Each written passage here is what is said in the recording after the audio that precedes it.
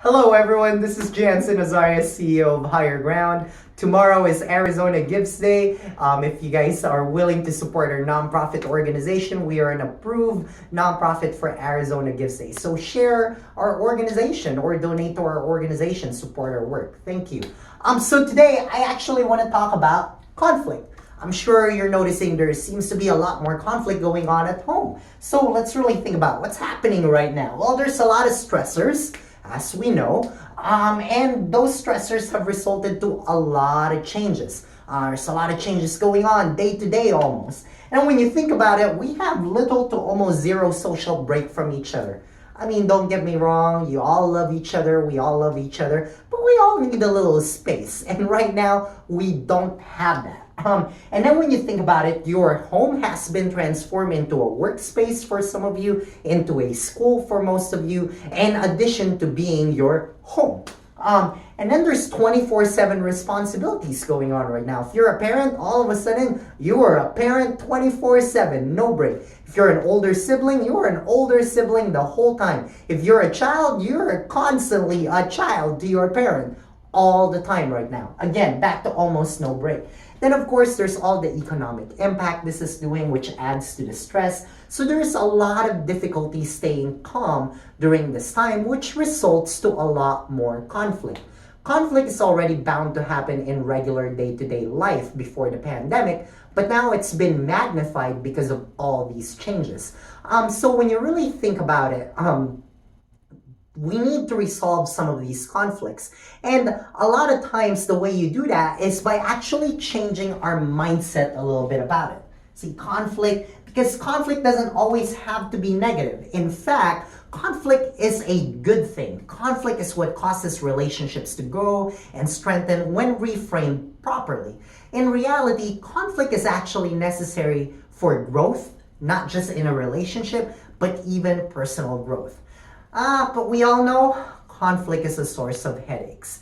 So what do? Well, we can turn conflict into something positive by reframing our point of view of what conflict actually does. So, ta-da! Let's reframe conflict.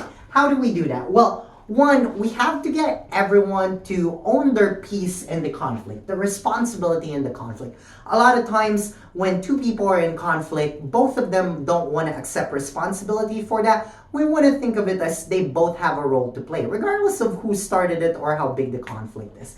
Which then also means that we need to allow people who are involved in the conflict, even yourself, to have ownership in the solution.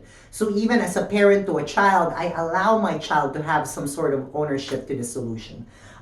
You want to share power. A lot of times conflict has a lot of power struggle in it, and the more you share the power, the easier the conflict gets resolved. You really want to withhold judgment. A lot of times conflicts get more magnified because we tend to judge the point of view of another person.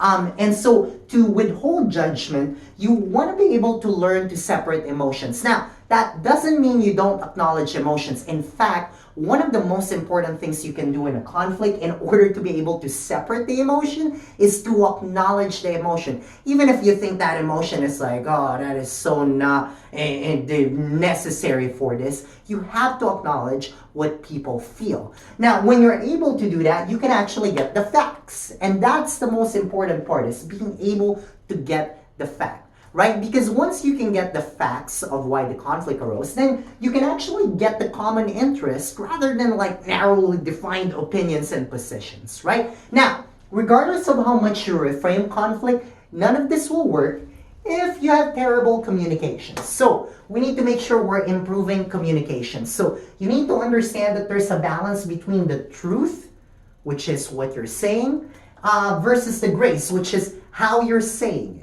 Right? And then you also need to understand that verbal and non-verbal communication is equally important. I can tell you, you're doing a great job. But if my face doesn't affirm that, it doesn't really feel sincere. So make sure you're checking your face, your body language, whenever you're communicating, especially in a moment of conflict. And then you need to understand that every situation is unique. Because if you don't approach every conflict, even if it's the same conflict every day. You need to understand that it is unique because it will help in how you communicate. It will help ensuring that you don't withhold judgment, and it will allow for more grace in how you speak your truth, right? So now, why does this work, right? Well, as in everything, environment and values really is the key. We have been taught a lot of times that conflict is negative. But if we can change the environment to actually understand that conflict equals growth, then the way we reframe conflict, the way we will resolve conflict through the reframing of the idea of the conflict changes. A lot of times too, there is a power struggle, like I said, in conflict. When you remove that, then there's a flow of solutions because all of a sudden, nobody's caring whether it's their solution or not. And then also, there's a lot of misunderstanding that often happens in conflict. So delivery matters. A lot of times, it's not really the content of what you're saying, it's how you're saying it that can help resolve conflict. So, for this week, we are going to tackle more solutions about how to reframe conflict, and we're going to give you some tips and some actual techniques to do that. Thank you very much.